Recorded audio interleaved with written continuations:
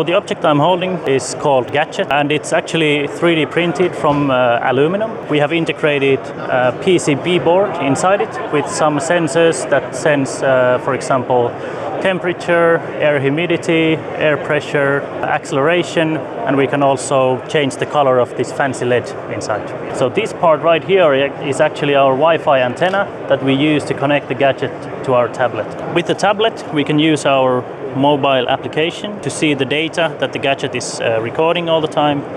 So, for example, the pressure, temperature, air humidity, and the acceleration provided by our Gadget. So basically, if you think about metal additive manufacturing process, the real challenge is the heat that goes into manufacturing the components.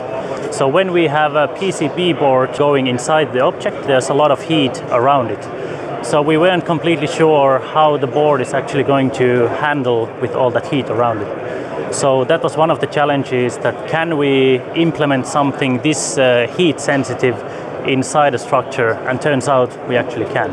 There are many possibilities with this kind of combination of electronics and metal additive manufacturing that can be utilized in the future. For example, there can be components that go inside machines, and we can survey their life expectancy, for example, in the long run when we have sensors implemented inside them. The manufacturing of this object was actually a result of successful teamwork between different areas of expertise we have in Etteplan. So, for example, designing for additive manufacturing, IoT experience, and also different kind of simulation has gone into this design process.